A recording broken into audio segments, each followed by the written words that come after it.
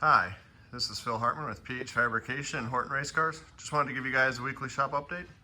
Hope everyone's had a good New Year's. I know we were all looking forward to 2021 just to get 2020 behind us.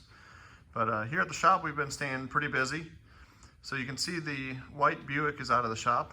The customer came and picked it up last week and was happy to have it back. But in the meantime, we got a 1981 Chevy Malibu in the shop. Now this car is really clean. The customer has done a lot of work himself, but just doesn't have time to put a cage in it, along with the sheet metal work for the floor. But we've already started on the cage, so we'll go over that a little bit, and I'll kind of give you a full preview of the car.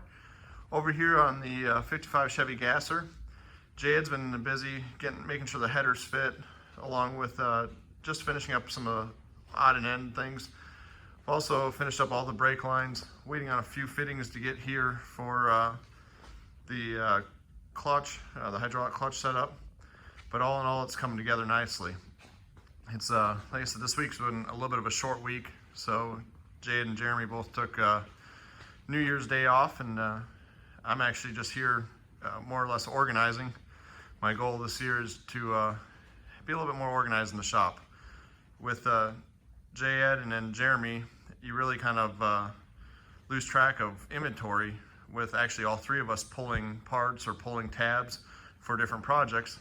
So what I'm trying to do is just get a little bit more organized, where I can go over the inventory at the end of each week and see what I need to order and just try to keep the shop rolling. A lot of people don't realize that along with getting these cars in and out, if you run out of parts, run out of tabs, cars don't leave as fast. So it's one thing just trying to continue and keep getting better at being a little bit more organized. The shop's a little bit of a mess right now. That's one other thing I got to get on myself, is just kind of taking time and picking up a few things. It's not terrible, but definitely not as neat as I would like. But still very thankful we've been so busy. So you can see on the 55 Chevy Gasser, the headers are on, motor's mounted, and we're just kind of trying to get everything mocked up and figure out where all the plumbing needs to go for the brake lines, along with the fuel line. Now this car drove in, and hopefully we can get it all wired back up and have the customer drive it back out, is always our plan, but we'll see how that all goes. Now over here on the 81 Chevy Malibu, like I said, it's a very, very clean car. The customer did a lot of the work. He actually cut the floor out for me and did a lot of the X-bracing, along with the boxing of the frame. Now he did leave the tunnel area in over the transmission, which actually saves a lot of time. That's a lot of area to try to reform if you're going to do a custom floor. But all the bracing he did turned out really nice. He actually tied in the ladder bar setup, and you can see the ladder bars back there, and everything gets tied into the front of the chassis along with the boxed frame rails. Now he ran the bars that are running side to side of the car. They actually go in through the box and actually weld to the outside of the frame, so it really makes it rigid. You can see we've been starting on the cage. We got the shoulder hoop into place along with the halo, and we just have a stiff leg under it. What we found out to make it easier for us to weld without burning the headliner is we'll tack the halo into place, and we'll tack the shoulder hoop into place at the bottom. This way we can break the shoulder hoop loose and finish welding all the way around the tubes without taking the roof off, or only welding halfway around, or burning even burning the headliner. So we still have it tacked, and we have a few more bars to add in the roof for the 25.5 cage. So just kind of waiting on a few things there, and we'll get it knocked out. Now this cage will probably come together in a few different stages, just so that way we can kind of put the floor in without having to crawl over bars.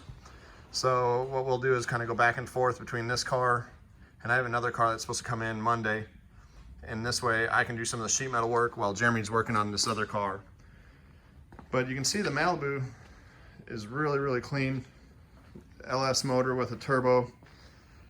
I don't know a whole lot about the turbo stuff, but definitely learning more and more. It seems like as every car comes in. But the customer has done an awesome job. A few other things we have to do out of this car. It'll be a funny car style cage put in it. Probably going to talk to him about doing some ISP padding for the funny car style cage. Also got to mount the fuel cell, finish out the trunk floor, and just kind of a few miscellaneous things that not going to take too long to do, but looking forward to getting it finished up and back to the customer. Now over here in the third bay, I know earlier this video I talked about some organizing that I've been trying to do. So I got myself a nice mobile bin rack, and I've had this smaller mobile bin rack for quite a while. Just haven't had a chance to organize it. But now I've got everything set in this rack just for putting Zeus tabs and Zeus fasteners onto cars. So everything's labeled, organized, along with different lengths Zeuses.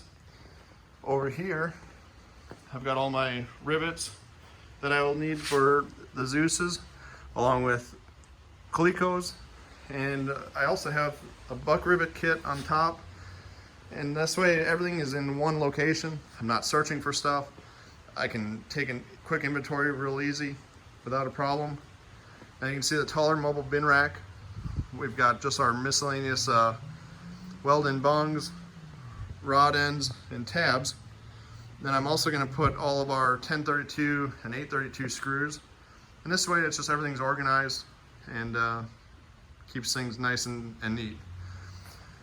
Well, that is all for the weekly shop update. I hope you guys all had a good New Year's, and I'll talk to you all next week. Bye.